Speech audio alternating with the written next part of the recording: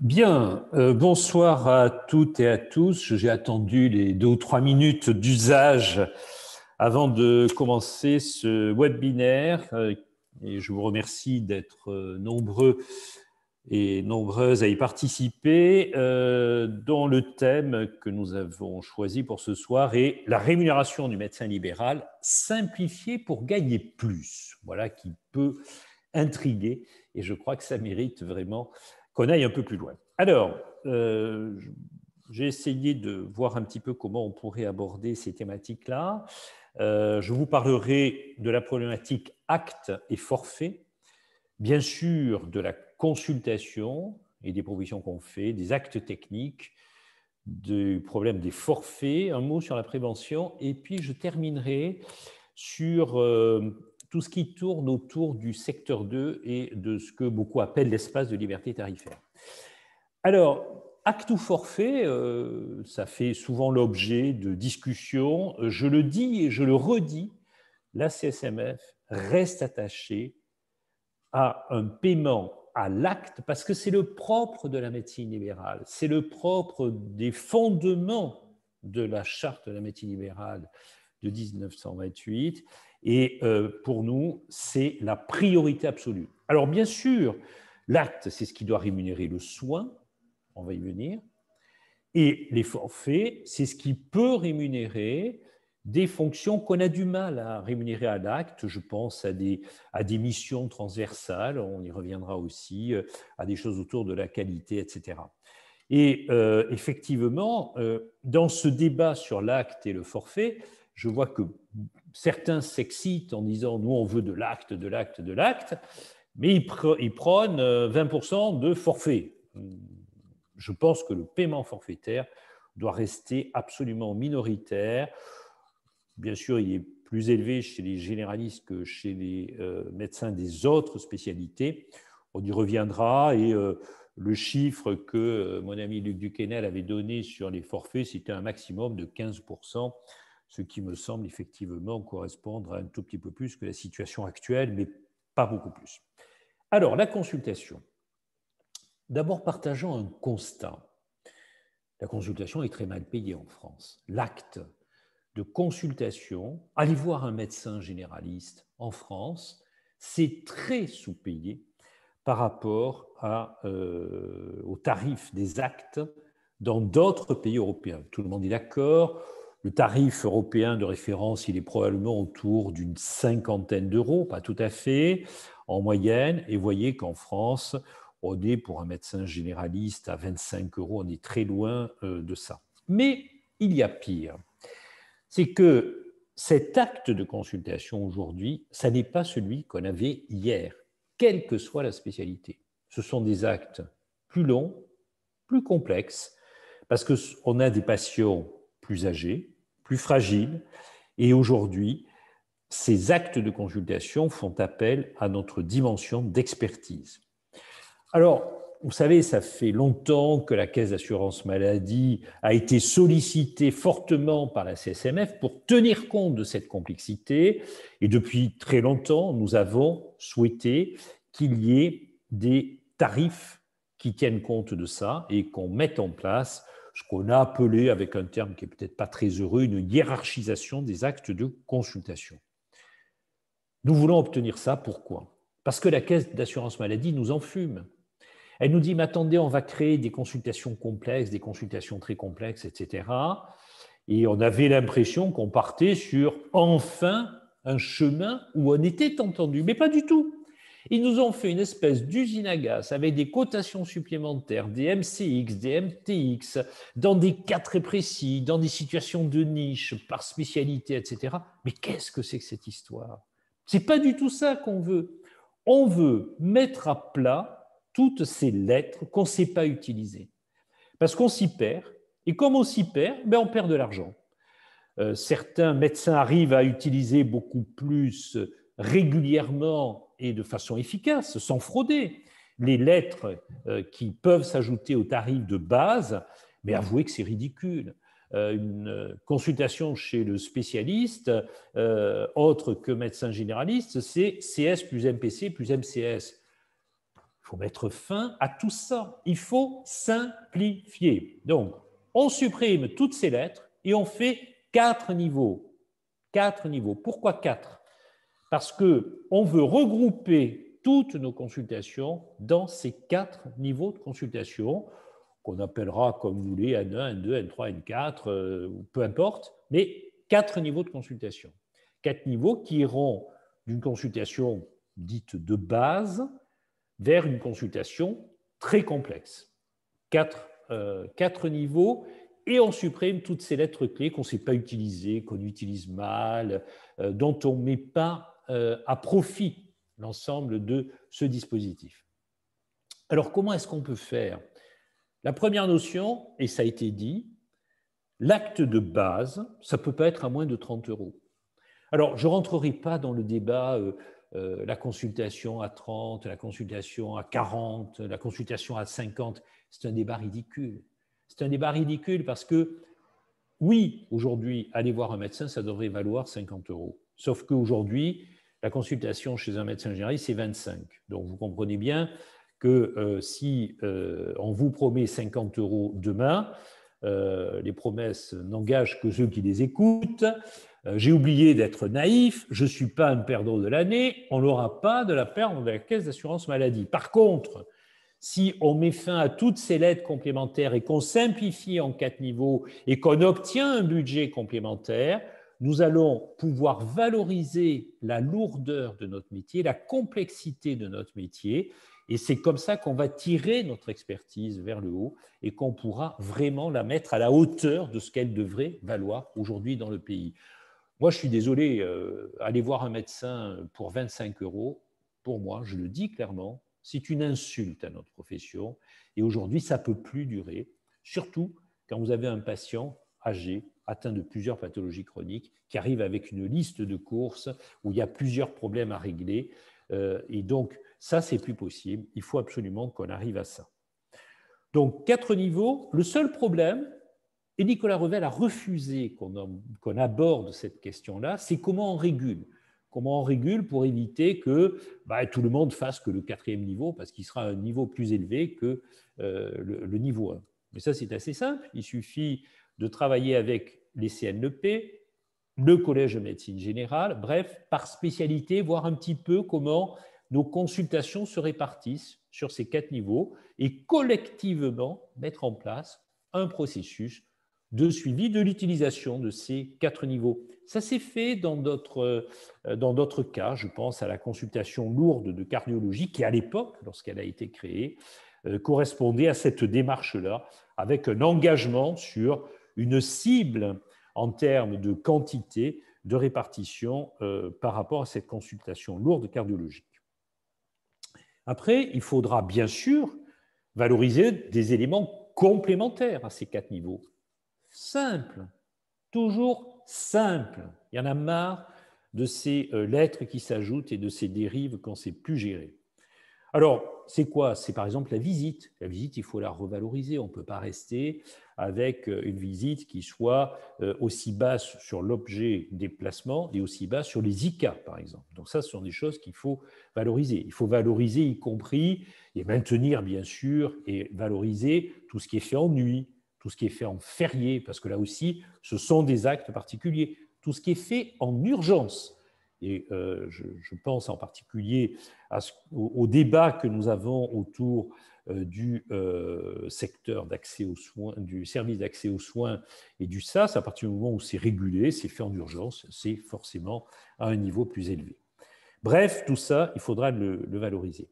Et le dernier point, et ça fait la jonction, vous voyez que je vais assez vite sur ce qu'on veut sur la rémunération.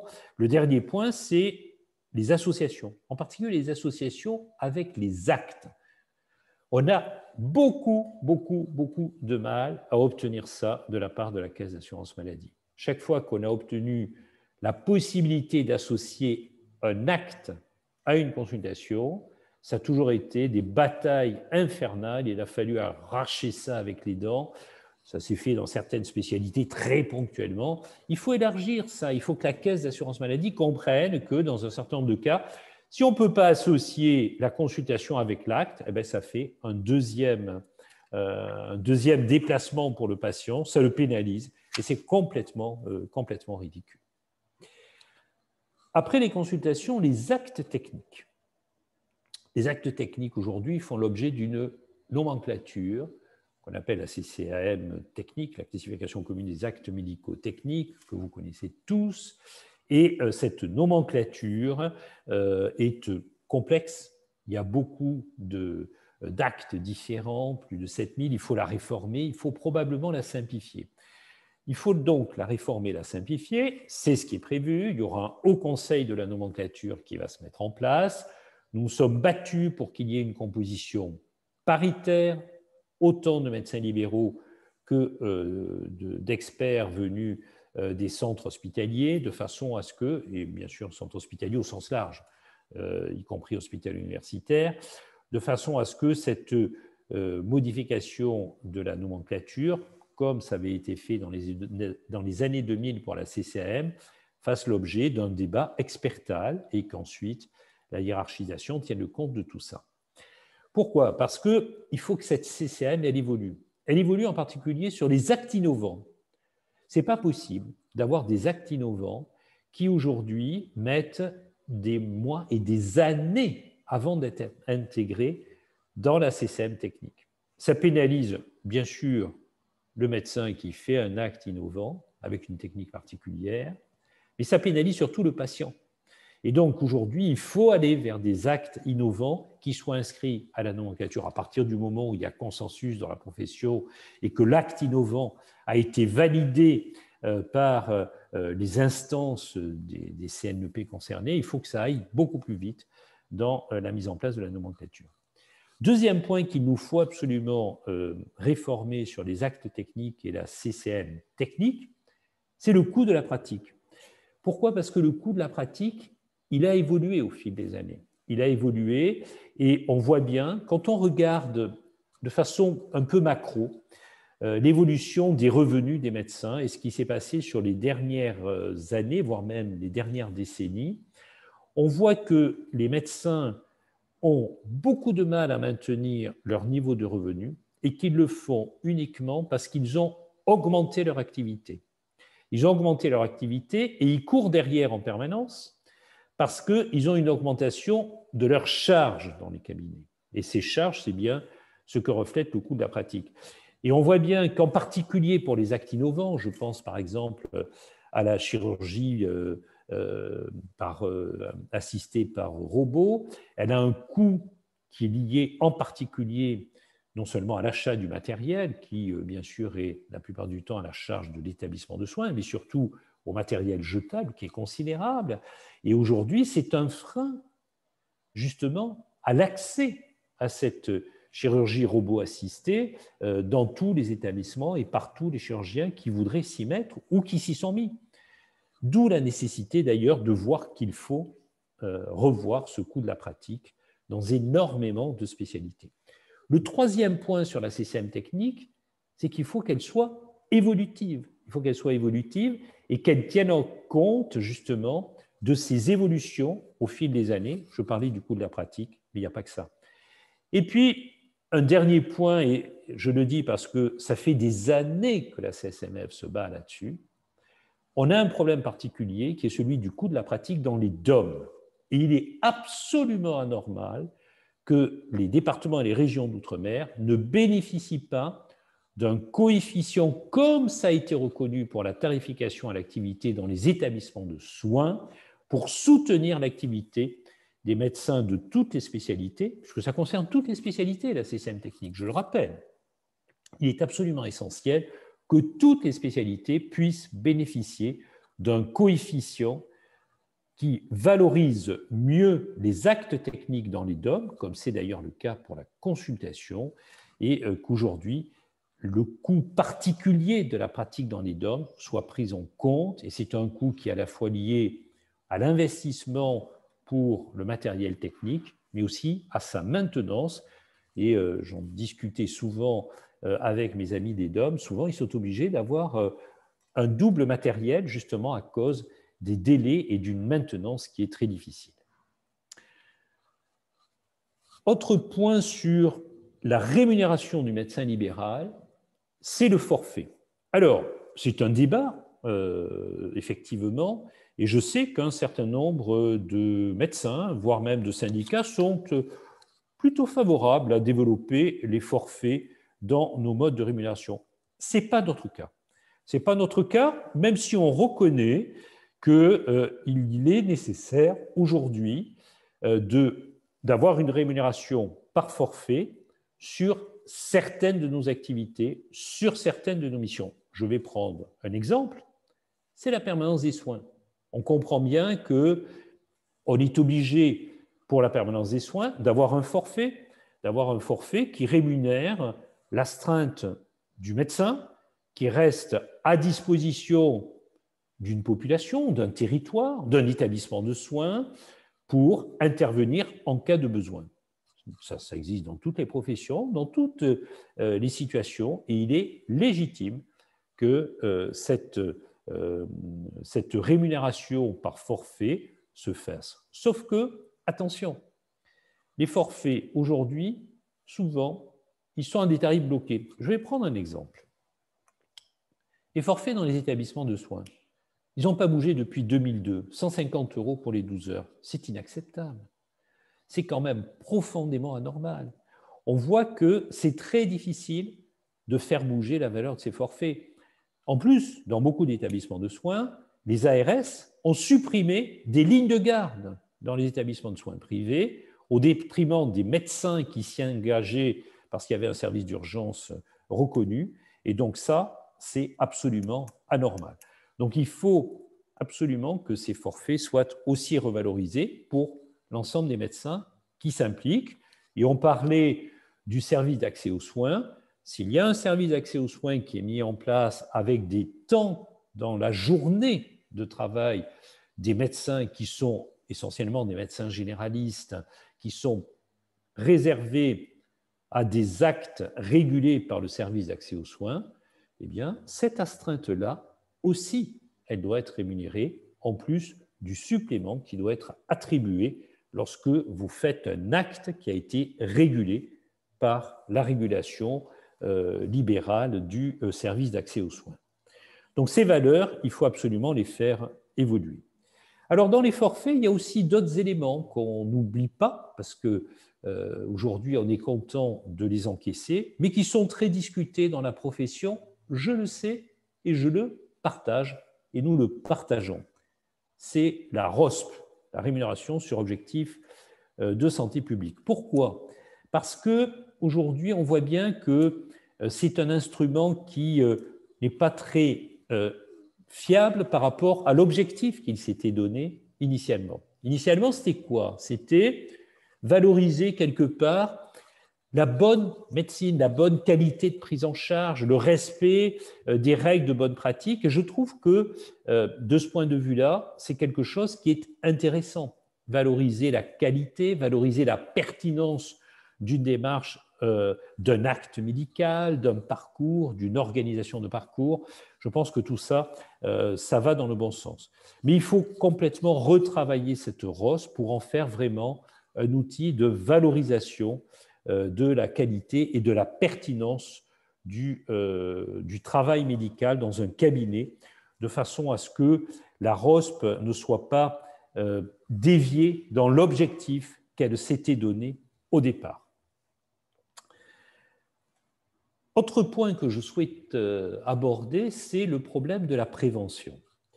Aujourd'hui, on a un acte médical qui est surtout valorisé lorsqu'il est orienté vers le soin. Et vous savez que ça fait très longtemps que nous essayons d'avoir des consultations de prévention à des âges clés de la vie qui permettent justement de valoriser une prise en charge des populations dans ce contexte-là. On a un système de santé qui est beaucoup trop orienté vers le soin et qui n'est pas encore orienté vers la prévention, et c'est bien dommage. Il nous faut arriver à obtenir des actes de prévention qui soient valorisés. Alors, ça fait longtemps qu'on le dit, ça fait longtemps que le réclame. La CSMF a commencé à le faire. parce que c'est bien de le réclamer, mais à un moment donné, il faut le faire. Et nous avons, avec un assureur complémentaire, un institut de prévoyance, en l'occurrence Clésia, mis en place une consultation de prévention pour, certes, une population ciblée, c'est pour la population des salariés du transport, et nous avons mis en place une consultation avec un contenu, ce qui est logique, qui soit orienté vers ces populations ciblées avec les facteurs de risque dans leur profession, mais qui a quand même été bien valorisé à hauteur de 125 €. Donc vous voyez que lorsque nous nous battons pour obtenir une consultation qui n'est pas rien, c'est une consultation qui est relativement longue, il faut entre 2 heures et 3/4 d'heure pour la faire, et c'est légitime qu'elle soit revalorisée à cette hauteur-là, mais nous avons réussi à obtenir cela d'un assureur complémentaire, et je sais qu'un nombre important de médecins s'y sont mis. Le Covid a beaucoup freiné cette expérience que je trouve personnellement extrêmement intéressante, qui est d'ailleurs très mal vue par l'assurance maladie, vous comprenez pourquoi? Parce que lorsqu'on met en place une consultation de prévention à 125 €, on met la barre haute. Mais c'est ce que ça vaut et c'est ce que ça devrait valoir de la part de l'assurance maladie. Donc j'espère qu'on va pouvoir continuer à développer cette consultation. Je note d'ailleurs que l'assurance maladie elle a mis la barre beaucoup plus basse avec la fameuse consultation de prévention dans le cadre du Covid. Elle a quand même mis, et explicitement elle admet l'idée de consultation plus lourde en fonction du contenu, elle a quand même mis à 40,02 €, c'est-à-dire C multiplié par 1,74, et c'est un premier pas qu'il nous faudra continuer à appuyer et à développer dans le cadre de la nouvelle convention. Dernier point, avant de passer la parole aux questions, parce qu'on m'a dit que c'était long, donc il fallait qu'il y ait des questions, et moi je m'en félicite, c'est une réflexion au niveau de la convention et des organismes d'assurance maladie qui aujourd'hui sont dans nos organismes payeurs, on va dire. Vous savez que la CSMF est très attachée à la convention. Vous savez que la CSMF est très conventionniste par nature, mais n'hésite pas à quitter une négociation conventionnelle, à ne pas signer une convention lorsqu'elle ne correspond pas à ses objectifs. Et je le répète parce qu'on ne l'a jamais assez dit, nous n'avons pas signé la convention de 2016, qui était la convention de Marisol Touraine, pour tout un tas de raisons, en particulier le conflit majeur que nous avions avec Marisol Touraine, mais parce qu'en plus, c'était une convention qui ne permettait pas de satisfaire l'ensemble des médecins, même s'il y avait des avancées pour les médecins généralistes qui étaient toujours insuffisantes, mais il n'y avait rien pour les médecins des autres spécialités, donc ça n'était pas acceptable pour la CSMF qui défend tous les médecins.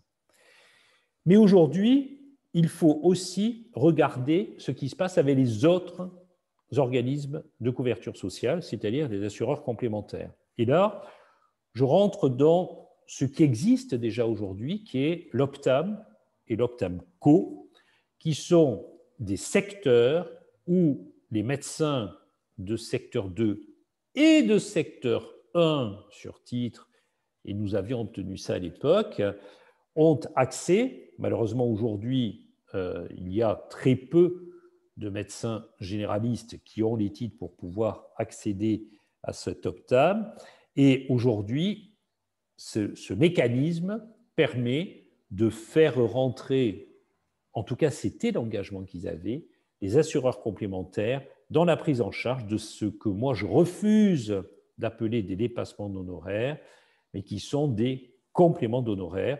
Et je pense que ce mécanisme mérite aujourd'hui d'être étendu largement à tous ceux qui le souhaitent. Et je dirais un mot sur le secteur 2, parce que ça fait aussi débat dans notre profession. Le secteur 2, il faut être clair, il est indispensable. Il est indispensable pourquoi? Parce que l'assurance maladie, aujourd'hui, n'a pas suivi les nécessités d'existence même dans certaines spécialités. S'il n'y avait pas eu le secteur 2, des spécialités entières aurait disparu de la médecine de ville. Et aujourd'hui, on voit bien que si on ne soutient pas un certain nombre de spécialités, y compris la médecine générale, nous allons avoir, et nous avons déjà, une énorme crise de la médecine libérale qui se délite, où on voit les nombres de jeunes médecins qui s'installent en médecine libérale qui aujourd'hui sont faibles et il faut pouvoir les attirer. Alors il y a d'autres moyens, je ne reviendrai pas sur les stages, bien sûr, en médecine libérale qui sont à développer, mais c'est en particulier cette possibilité de complément d'honoraires qui est absolument indispensable, en particulier dans certaines spécialités. Et je m'arrêterai un instant sur la problématique de la réforme de l'internat, qui prévoit pour tous les internes une année de docteur junior. Nous les avions alertés d'emblée en leur disant « Attention, pour accéder au secteur 2, il faut être ancien assistant ou ancien chef de clinique. » Il a été admis que l'année de docteur junior vaudrait première année ou équivalent de première année d'assistanat ou de clinica, mais il va falloir qu'ils obtiennent l'année complémentaire au minimum, ou les 2 ans d'assistanat ou de clinica, pour pouvoir accéder au secteur 2. Nous serons derrière eux parce que c'est fondamental pour cela et nous sommes très souvent en contact avec les structures jeunes, justement, pour les soutenir dans leur démarche et ils sont d'ailleurs en général très friands de notre appui parce qu'ils savent que la parole de la CSMF porte et c'est une très bonne chose. Donc, je pense qu'aujourd'hui, il va falloir évoluer dans la conception qu'on a au niveau du mécanisme conventionnel. Il va absolument falloir que nous permettions, probablement dans le cadre d'une négociation, que nous permettions à tous les médecins libéraux, parce que nous sommes des libéraux, d'avoir une respiration dans ce mécanisme conventionnel, d'avoir un espace où on peut, parce qu'on a une démarche particulière, une partie de notre activité dans la semaine, on y passe un peu plus de temps parce qu'on fait une activité un petit peu différente. Ça peut être, je pense par exemple à des démarches de médecine qui s'apparentent à des MEP, par exemple, où on a des médecins qui ont une activité classique de médecine générale tout au long de la semaine et qui, 1 ou 2 journées par semaine, ont une démarche un peu particulière qui prend beaucoup plus de temps. Il faut permettre à ce que tout un chacun puisse avoir cette respiration dans son activité, puisse avoir ce qu'on appelle un espace de liberté tarifaire, bref, qui puisse un peu s'affranchir du tarif conventionnel par rapport à la contrainte que cela peut représenter et à la faiblesse que l'on a en matière tarifaire. De toute façon, il faut évoluer. C'est le mandat et c'est le panorama que nous souhaitons faire dans la nouvelle convention. Simplifier pour gagner plus, j'en ai parlé, des 4 niveaux. Et puis, mais j'en parlerai lors du prochain webinaire. Je le dis très clairement, aujourd'hui, la rémunération du médecin libéral doit aussi s'accompagner au moment où on prend sa retraite de la perspective de vendre son entreprise médicale, j'expliquerai tout ça la prochaine fois, c'est-à-dire lorsqu'on prend sa retraite, retrouver ce que nos prédécesseurs ont connu, c'est-à-dire vendre nos cabinets, non pas à la clientèle, mais le cabinet 2030 tel qu'on le conçoit. Donc voilà un panorama très général sur la rémunération parce que j'ai préféré aujourd'hui privilégier des questions et je sais qu'il y en aura. Alors, les règles pour poser des questions, vous avez un Q et R sur le côté où vous pouvez écrire les questions que vous souhaitez poser pour ce webinaire et nous avons un animateur en la personne d'Olivier Collin, le directeur de communication de la CSMF, qui est là pour poser les questions et j'y répondrai autant que faire se peut. Bonsoir Jean-Paul Ortiz, bonsoir à tous. Alors, ce que je vous propose, Jean-Paul Ortiz, c'est de commencer par une question un petit peu générale, un sujet qui n'a pas été abordé et qui était au cœur de la campagne de 2015, quelle sera la position de la CSMF, ou quelle est plutôt la position de la CSMF sur le tiers payant? Alors, le tiers payant, c'est clair. Et la position de la CSMF, elle n'a pas changé. Nous sommes opposés, nous restons opposés, et nous avons été le fer de lance de la lutte contre cette disposition de la part de Marisol Touraine. Nous sommes opposés à un tiers payant obligatoire. Je suis désolé, mais quand on est médecin libéral, le paiement par le patient, ça va avec le libre choix, ça va avec la liberté d'entreprendre, ça va avec la liberté de prescription. Le paiement par le patient, de notre point de vue, il est fondamental. Après, nous nous battons pour une médecine libérale, telle que je viens de la définir, et sociale. Il ne faut pas que le paiement monétaire, que ce soit d'ailleurs en billets, en espèces sonnantes et trébuchantes, ou que ça soit maintenant de plus en plus dans nos cabinets de façon dématérialisée, il ne faut pas que ça soit un obstacle à l'accès aux médecins. Donc oui, il est légitime et normal que dans un certain nombre de cas, il y ait un tiers payant par la caisse d'assurance maladie, bien sûr les CMUC et les AME et tout ce qui est population défavorisée, et chaque fois que le médecin le juge utile. Le tiers payant, ce n'est pas une obligation légale. Le tiers payant, ça doit être à la décision du médecin. Et excusez-moi, Olivier Collin, mais nous, on connaît nos patients. On sait ceux qui sont aujourd'hui dans des situations difficiles. On connaît les difficultés sociales dans notre pays. Et chaque fois que cela est nécessaire, on veut pouvoir utiliser un tiers payant simple et simplifié, parce qu'aujourd'hui, ce n'est pas le cas. Alors, heureusement, il y a des dispositifs qui commencent à se mettre en place comme PMED, mais on veut pouvoir le faire et on ne veut pas passer sous les fourches caudines des assureurs complémentaires avec leur plateforme, parce qu'on est dépendant des assureurs complémentaires. Donc, on veut garder notre indépendance, on veut garder notre libre choix sur l'utilisation du tiers payant. Je crois que la réponse, elle est claire. Nous restons opposés à cette disposition obligatoire, mais nous sommes tout à fait favorables à la possibilité par le médecin d'utiliser un tiers payant, bien sûr, en son âme et conscience pour des raisons sociales. C'est ce qu'on appelle la médecine libérale et sociale. Alors, une question d'un radiologue, non pas sur les hausses, mais plutôt pour comment éviter les baisses. Et à propos de l'article 99, a-t-on un espoir de voir l'État respecter enfin sa parole? Et que fera la CSMF? Écoutez, l'article 99, ça ne touche pas que les radiologues. Ça touche bien sûr les radiologues, ça ne touche pas que les radiologues. Que dit cet article 99 dans le PLFSS, dans la loi de financement de la sécurité sociale de l'époque? C'est qu'il y avait possibilité, en cas de désaccord, unilatéralement par le directeur de la CNAM, de baisser des tarifs médicaux. Ça, ce n'est pas possible. Ce n'est pas possible, pourquoi? Parce que ça donne tout pouvoir au directeur de la CNAM. Or, nous sommes attachés à un système conventionnel, et un système conventionnel, c'est un système négocié.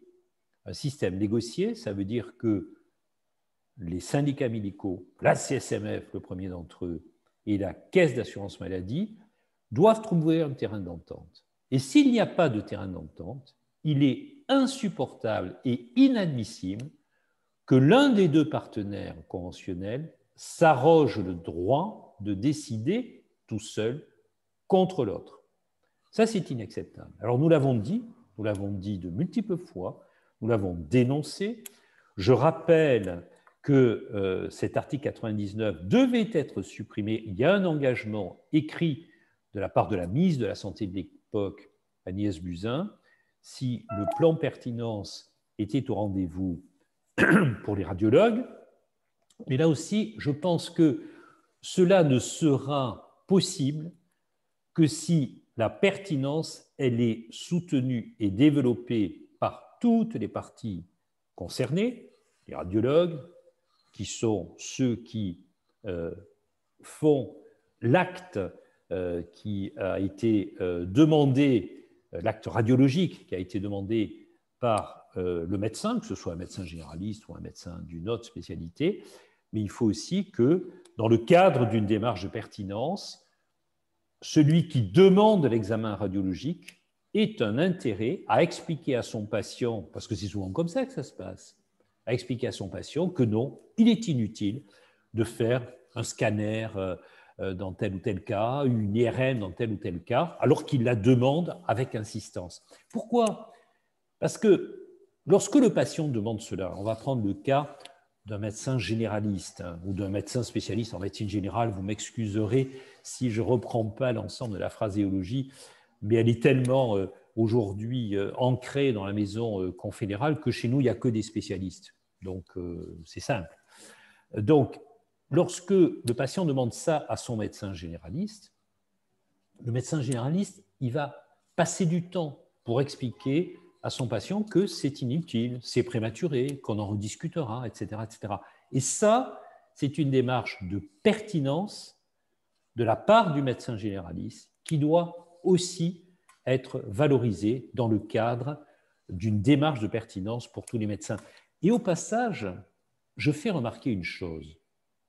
Si on veut valoriser la pertinence dans la prise en charge des patients, c'est tous ensemble qu'on doit le faire. On ne peut pas mettre en place une pertinence dans une spécialité, quelle qu'elle soit, sans réfléchir à l'ensemble du parcours de soins du patient et à l'ensemble de l'implication des autres spécialités. Autrement dit, la pertinence, elle doit se construire thème par thème par tous les médecins qui sont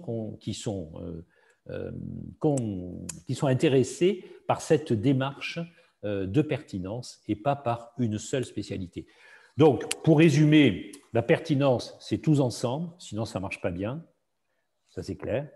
Et sur l'article 99, c'est quelque chose qui est complètement inacceptable dans le dialogue conventionnel. On fera tout pour supprimer cet article 99.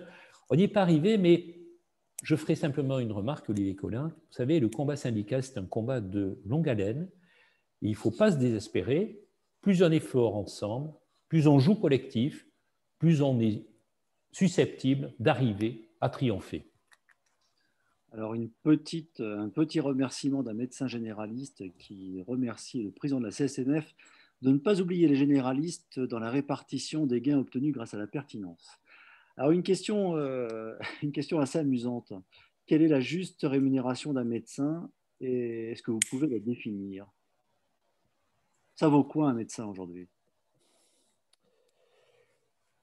Alors, moi, j'ai du mal à réfléchir sur la rémunération globale parce que je crois que ça dépend beaucoup de la façon dont on est organisé, de la façon dont on travaille.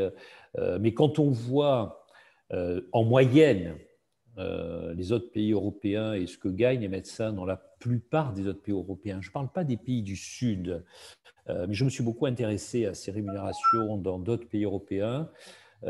C'est vrai que l'Italie, l'Espagne, on n'a pas à regarder en bas, il faut plutôt regarder sur le modèle que beaucoup de nos dirigeants politiques regardent, c'est l'Allemagne.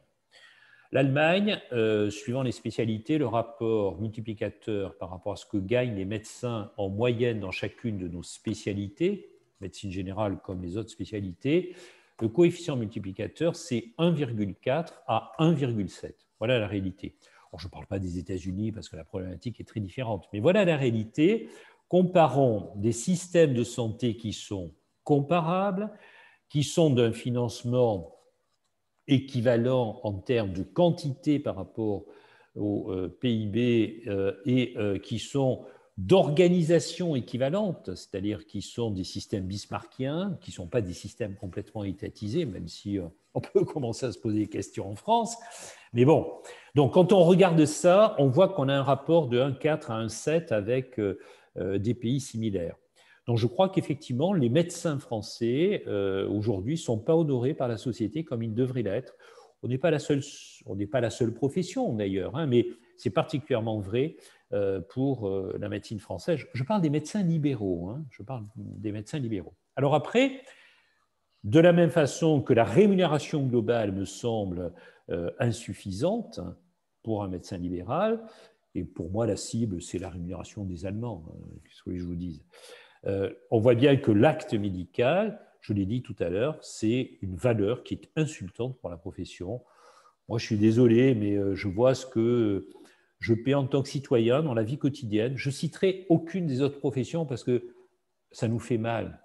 Ça nous fait mal et j'aime pas me comparer à d'autres professions dans l'échelle des services français.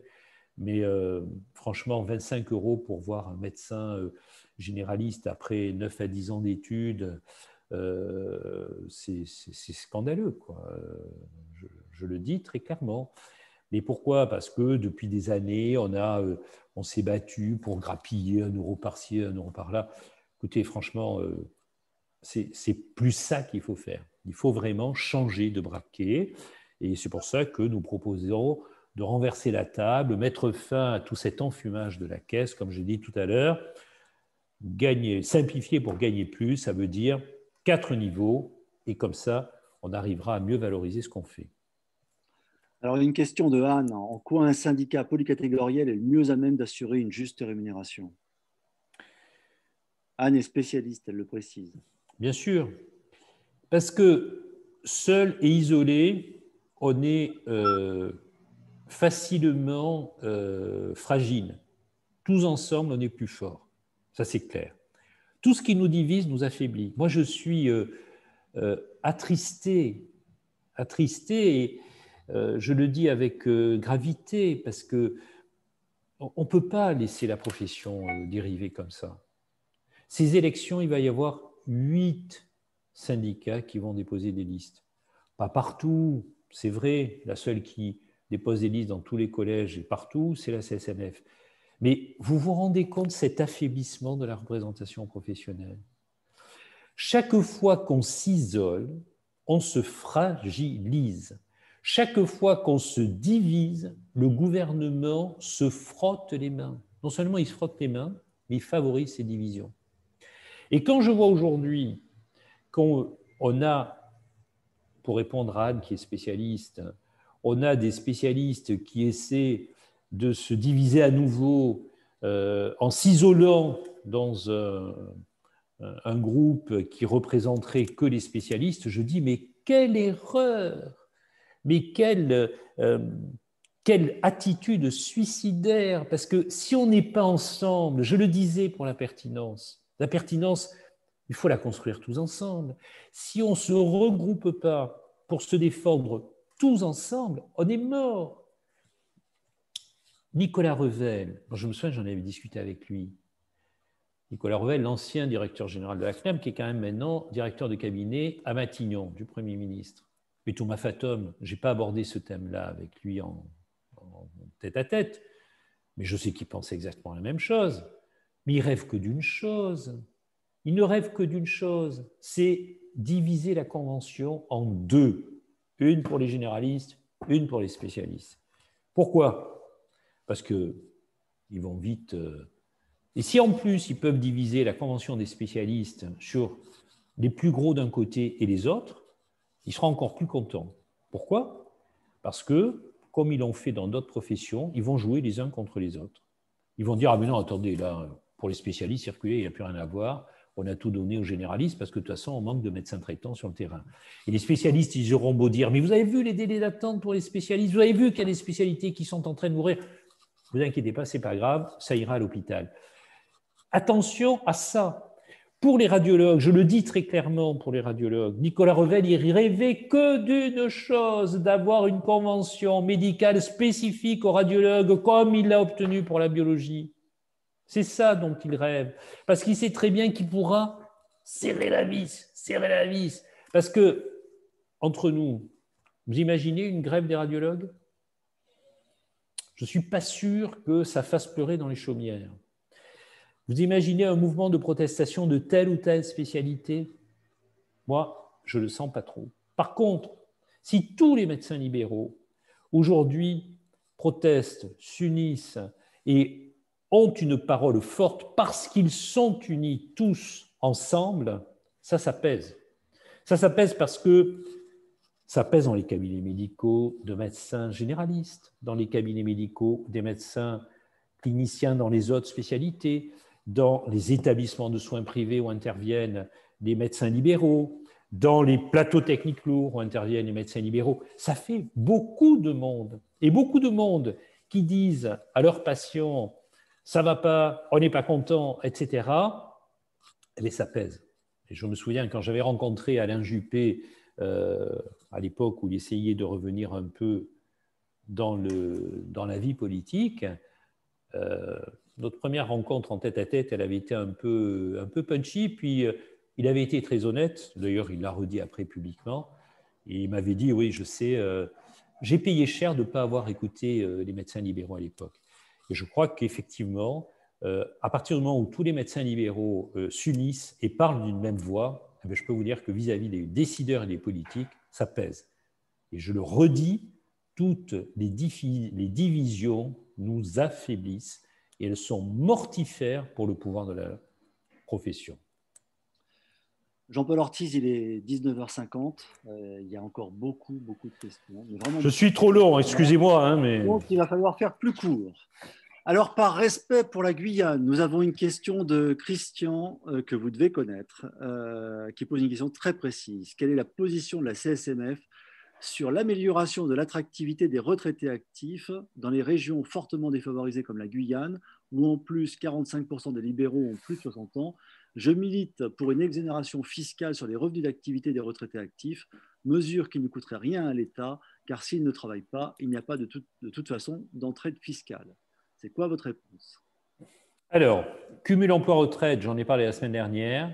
Tout à fait. Il faut que les cotisations en cumul emploi-retraite génèrent des droits. On l'a obtenu dans la loi de réforme des retraites en première lecture, mais pour l'instant, cette loi, elle est dans les limbes de la Covid et de la crise actuelle. Je ne sais pas si elle verra le jour. Deuxièmement, exonération fiscale, excellente idée. Nous l'avons demandé. Pour l'instant, c'est extrêmement difficile, mais nous redemanderons cela pour les cumuls emploi-retraite. Et un clin d'œil à la Guyane, je l'ai dit tout à l'heure, les actes dans les DOM, les actes techniques, doivent faire l'objet d'un coefficient multiplicateur. Alors, je vous propose... J'ai été de court. Très bien. Je vous propose d'ouvrir deux chapitres. Un chapitre sur l'Optam et puis un chapitre sur l'espace de liberté tarifaire qui pose beaucoup de questions. Alors, en ce qui concerne l'Optam, question de Brigitte. La CSMF a porté le CAS et donc l'Optam. Maintient-elle cette orientation aujourd'hui? La CNAM ne nous a-t-elle pas trompés? Ce n'est pas la CNAM qui nous a trompés dans cette histoire. C'est les assureurs complémentaires, parce que les assureurs complémentaires, ils n'ont pas joué le jeu du CAS et de l'Optam. Je ne dis pas que le CAS ou l'Optam, c'est le dispositif du siècle. Hein. Attention. Je dis simplement que, nous avons obtenu à l'époque une petite ouverture pour certains secteurs. Que l'Optam, il est ce qu'il est. Je sais qu'il y a des médecins qui trouvent que c'est un dispositif intéressant, parce que je rappelle qu'il y a des tarifs qui sont un peu plus élevés dans l'Optamco, et dans l'Optam, il y a un remboursement de charges en fonction de l'utilisation des tarifs opposables, qui sont eux-mêmes un peu plus élevés, puisqu'il y a des lettres qu'on peut utiliser. Je pense que le dispositif en soi, il n'est pas mauvais, mais il faut donner le libre choix aux médecins. C'est ça qui est important en tant que médecin libéral. Et il y a des médecins qui ont choisi d'être dans l'Optam, et je pense que c'est une bonne chose. Après, il faut que les assureurs complémentaires rentrent dans le jeu de l'Optam et remboursent les compléments d'honoraires des médecins qui sont dans l'Optam et dans l'Optamco, comme ils devraient rembourser les compléments d'honoraires. C'est quand même choquant que des assureurs complémentaires remboursent de l'ostéopathie, l'ostéopathe ou la diététicienne jusqu'à 70 € la consultation. Ils sont infoutus de rembourser ça chez des médecins en secteur 2. Avouez que c'est choquant quand même. Alors, c'est Pierre qui partage votre avis, puisqu'il dit est-ce qu'effectivement les mutuelles à l'heure actuelle remboursent les compléments d'honoraires dans le cadre de l'Optam, comme elles s'y sont engagées? À titre personnel, j'ai l'impression que parfois elles font défaut. Pierre. Donc vous avez répondu. Pierre a raison. Vous avez répondu à cette question. Je vous propose d'aller du côté de l'espace de liberté tarifaire. Alors, Oui, l'espace de liberté tarifaire, nous avons plusieurs questions, dont une question d'un médecin spécialiste. En défendant l'espace de liberté tarifaire, ne pensez-vous pas contribuer à l'enterrement du secteur 2 que pourtant vous défendez? Et je crois que c'est un spécialiste de l'Île-de-France qui vous pose cette question. alors, il faut rebâtir le système. Actuellement, il y a le secteur 2 qui existe et je l'ai dit, il est fondamental de le maintenir pour un certain nombre de spécialités. Mais vous savez, en matière de stratégie syndicale, moi, je ne lâche pas le secteur 2 pour l'espace de liberté tarifaire, parce que je ne veux pas lâcher la proie pour l'ombre. Donc, priorité, on défend le secteur 2 et l'accès au secteur 2.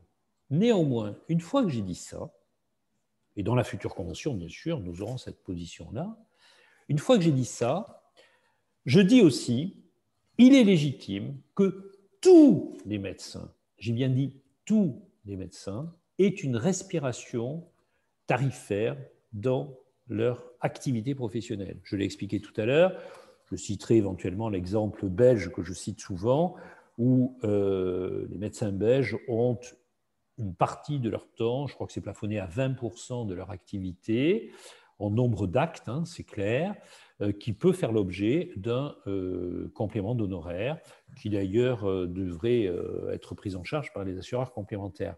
Et je pense que ça, il faut pouvoir le donner à tous les médecins. Après, vous prenez ou vous ne prenez pas, c'est votre affaire. Il faut que tous les médecins puissent accéder à cette respiration dans la tarification de l'acte. Ça me semble fondamental. Donc, défendre l'espace de liberté tarifaire, ce n'est pas condamner le secteur 2. C'est d'abord permettre l'accès au secteur 2 pour les docteurs juniors, continuer à défendre le secteur 2 comme nous le disons et comme nous nous y engageons, mais dans le même temps, essayer d'obtenir le plus vite possible, et plus nous serons unis tous ensemble, et plus on sera fort pour l'obtenir, un espace de liberté tarifaire pour tous les médecins. Et ça, je sais très bien que les politiques, c'est le moins qu'on puisse dire, c'est pas gagné parce qu'ils n'y sont pas très favorables. Alors, une proposition de Françoise que vous n'avez pas évoquée dans l'accès à l'espace de liberté tarifaire, est-ce qu'elle ne pourrait pas s'inscrire dans un plan de carrière pour les libéraux, comme pour les autres professions d'ailleurs, grâce à l'expérience, à l'engagement pour la profession, la formation continue, l'engagement territorial, qui doit forcément donner des droits, et donc un espace de liberté tarifaire un peu au mérite, quelque part? Alors, c'est bien parce que j'étais jeune installé, jeune syndicaliste, et ça doit rappeler peut-être un certain nombre de choses à certaines et certains d'entre vous. Je ne sais pas si c'est le cas de Françoise, mais à l'époque, la CSMF avait porté l'idée d'un secteur promotionnel. Et l'idée d'un secteur promotionnel, c'était quoi? C'était de dire l'accès au secteur 2, il peut se faire au moment où on s'installe, mais après, on ne peut pas. Et ça, c'est quand même profondément anormal. Par contre, tout au long de la vie professionnelle, on fait de la formation continue, qui complète la formation initiale. On fait diverses choses tout au long de notre vie professionnelle. Et il est évident que lorsqu'on a un peu plus de bouteilles, il serait légitime d'avoir un profil de carrière et de pouvoir accéder à ce qu'on avait appelé à l'époque le secteur promotionnel. Et c'était ça, c'était l'accès à un complément d'honoraires. Donc vous voyez que l'idée, elle n'est pas nouvelle et on la rebaptise différemment, mais c'est tout à fait ça. Je ne suis pas rentré dans les conditions d'accès à l'espace de liberté tarifaire. Pour moi, il doit être effectivement accessible à tous les médecins et je pense que dans une construction que nous pourrions faire, ça pourrait être une façon de proposer à tous les médecins un profil de carrière, une évolution dans sa carrière, comme d'ailleurs n'importe quel corps professionnel peut en bénéficier en général. On a tous, dans toutes les autres professions, on a la possibilité d'évoluer. Ce n'est pas le cas pour les médecins libéraux, c'est bien dommage, ça peut être l'occasion. Alors, une question d'Isabelle sur la stratégie de la CSMF. Merci pour votre position sur l'espace de liberté tarifaire. Mais pensez-vous réellement que cela soit un jour accepté par la CNAM? Et si oui, comment la CSMF va s'y prendre? Écoutez, les combats qu'on mène pas sont perdus d'avance. Chaque fois qu'on en a parlé, je le disais à l'instant, le directeur de la CNAM n'y est pas favorable. Je sais que Nicolas Revel n'y est pas du tout favorable, parce que j'en ai discuté avec lui de multiples fois.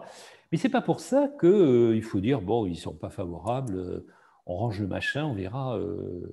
Non, non, je pense qu'effectivement, ça fait partie des éléments que nous demanderons, que nous exigerons lors de la négociation conventionnelle.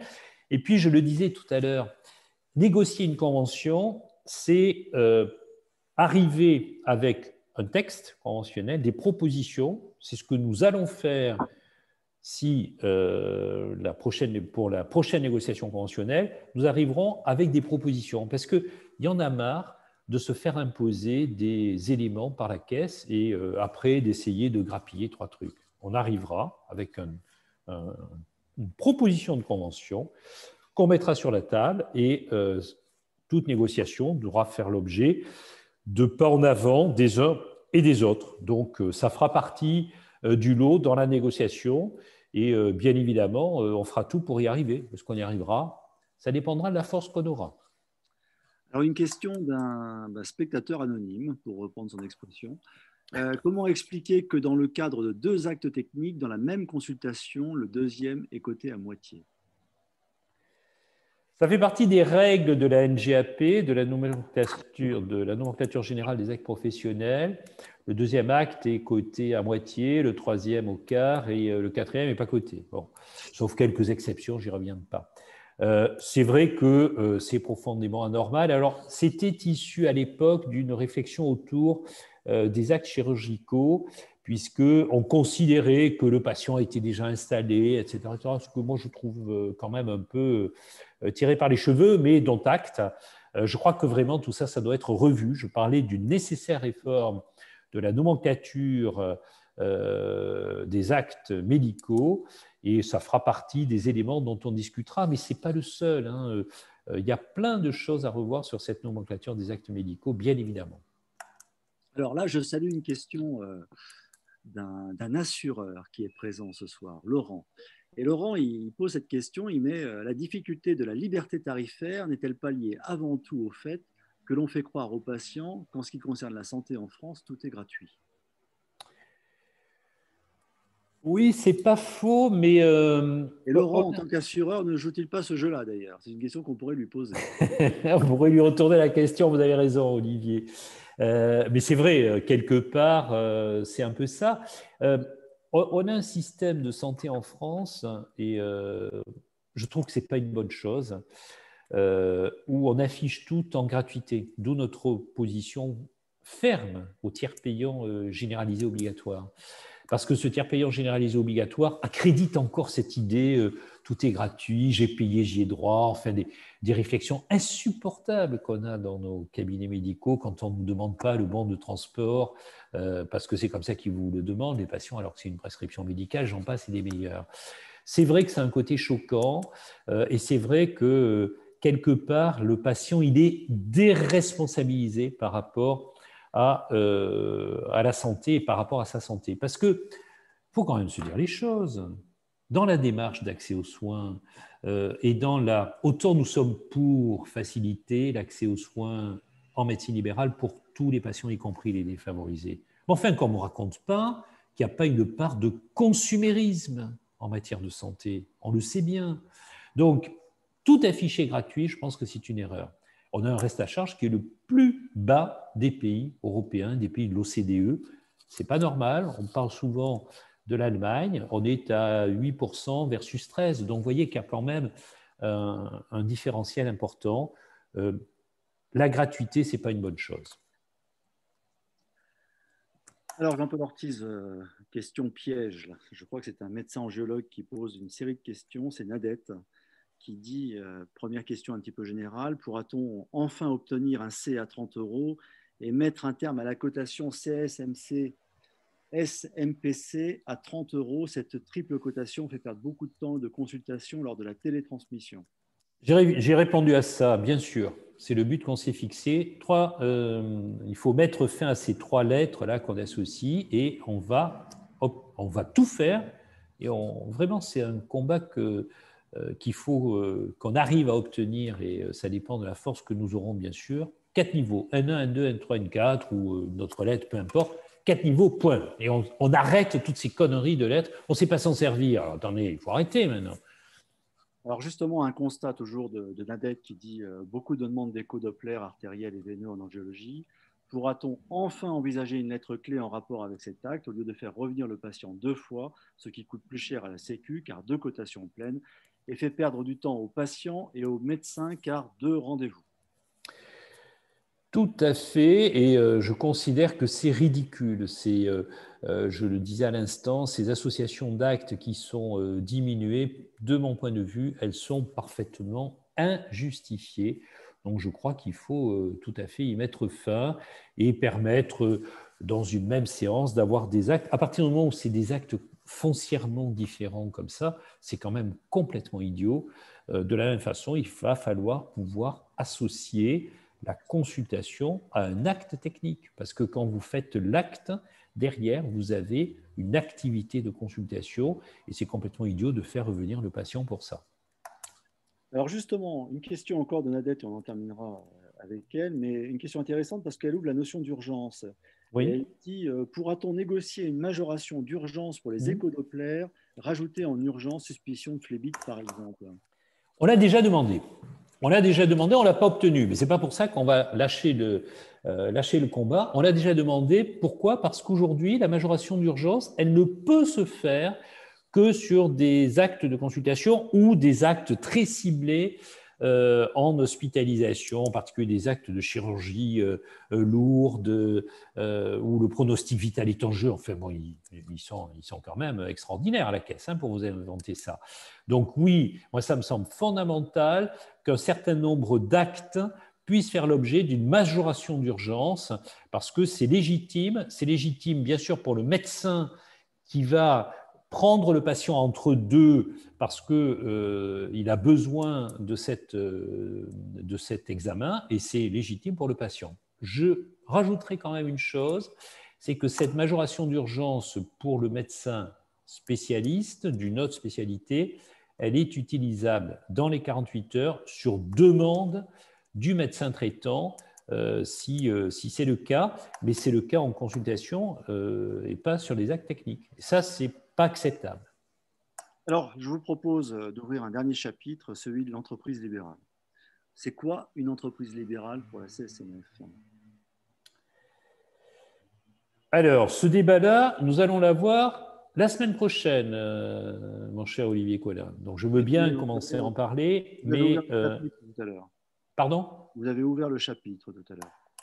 Non, je l'ai donné un peu en conclusion de mon intervention. J'ai dit que dans la rémunération, il y avait aussi la valeur de l'entreprise médicale, parce que je pense qu'à un moment donné, le cabinet 2030, tel qu'on le conçoit, sera un cabinet qui sera monnayable. Il aura une valeur marchande. Pourquoi? Parce qu'il y aura une organisation dans l'environnement professionnel du médecin. Il y aura des investissements qui faciliteront à la fois le suivi du patient, mais aussi l'activité médicale, qui recentreront l'activité du médecin sur son expertise. Et tout ça, ça aura une valeur marchande. Et c'est ça, effectivement, la valeur de l'entreprise médicale. Une entreprise médicale, vous savez, c'est basculer vers quelque chose auquel les médecins ne sont pas très habitués, c'est-à-dire savoir investir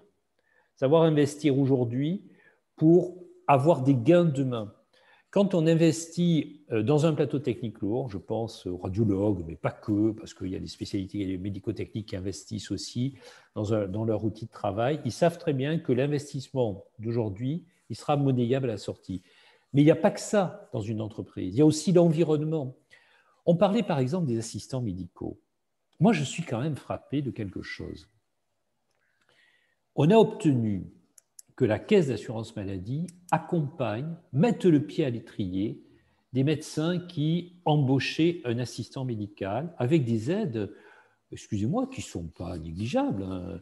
Un tiers, la moitié du coût salarial, voire la totalité dans les zones sous-denses. Alors, on s'est battu pour que ça soit élargi, que ça soit partout, etc. Mais enfin, quand même, moi, je vois un peu, et je discute beaucoup avec nos confrères, en particulier les médecins généralistes, qui ont bénéficié beaucoup de ce dispositif, mais pas que, puisque nous avons obtenu, la CSMF a obtenu que ce dispositif soit aussi accessible aux spécialistes. Et je me souviens d'un coup de gueule que j'avais poussé quand on m'avait annoncé en off la création de ces assistants médicaux. On m'a dit ça sera pour les médecins généralistes. Je dis si c'est pour les médecins généralistes, vous ferez sans la CSMF. Ce n'est pas acceptable.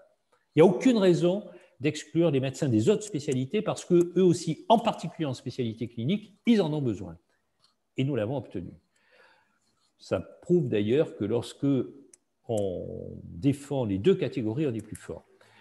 Bref, l'assistant médical, c'est un dispositif qui permet de mettre le pied à l'étrier pour avoir du personnel qui va vous faire gagner du temps. Et quand on regarde les choses, et quand je discute avec mes confrères, la plupart me disent « mais j'ai augmenté mon chiffre d'affaires et franchement, l'assistant médical, il me fait gagner de l'argent ».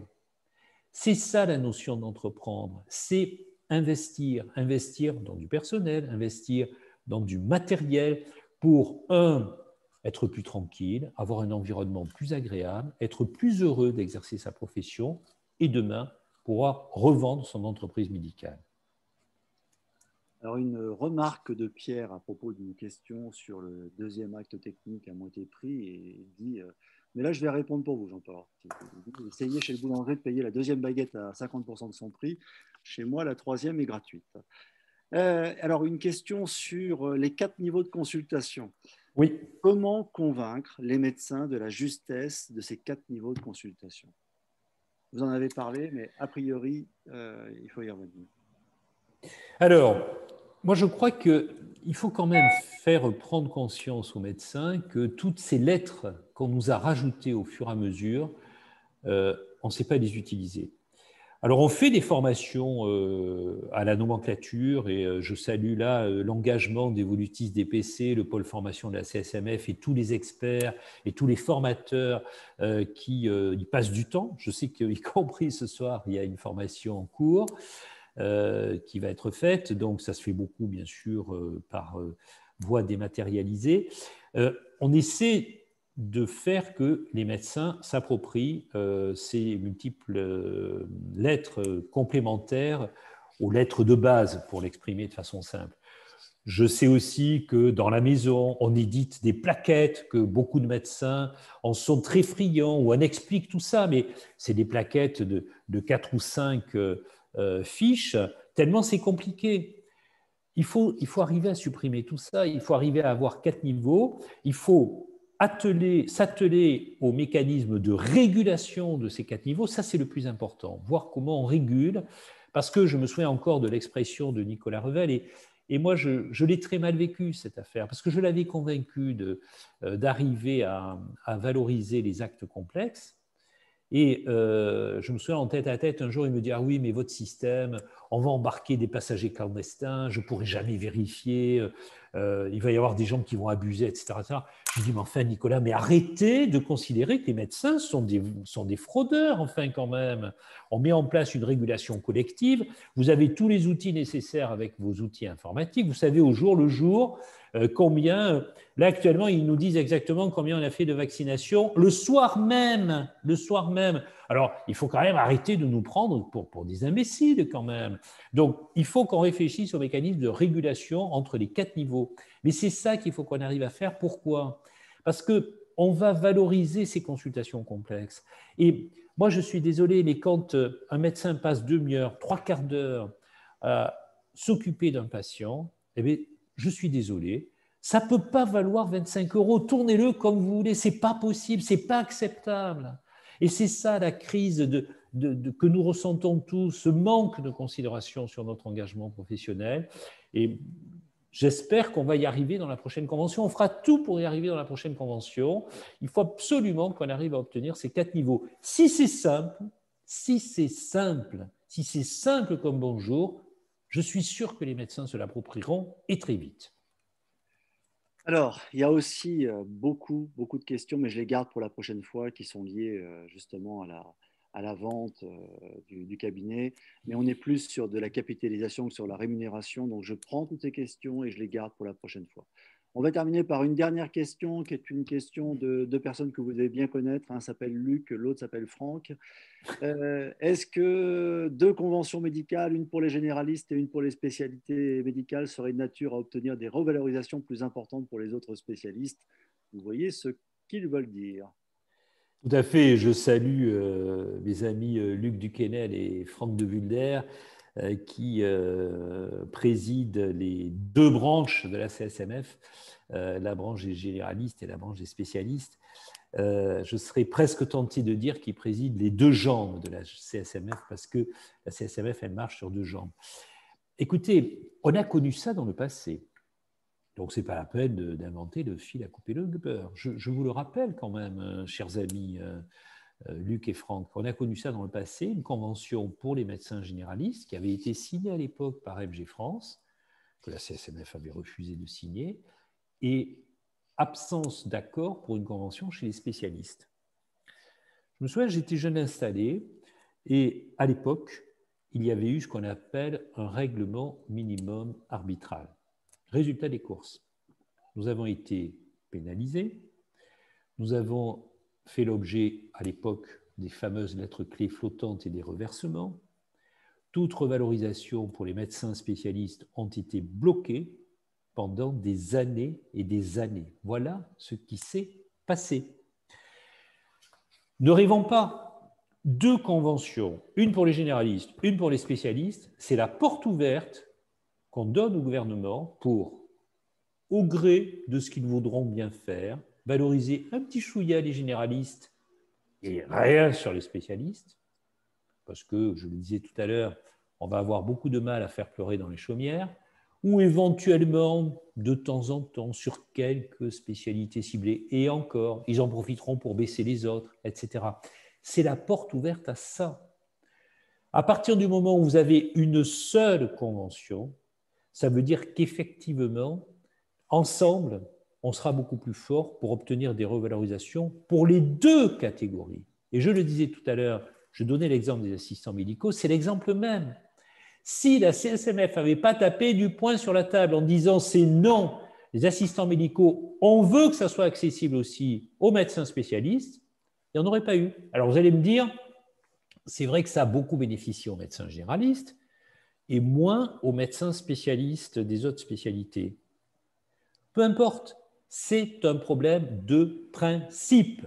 C'est un engagement fort de la CSMF et c'est un engagement fort qui bâtit notre syndicat parce que ensemble, on est forcément plus fort. Chaque fois qu'on se divise, on est beaucoup plus faible.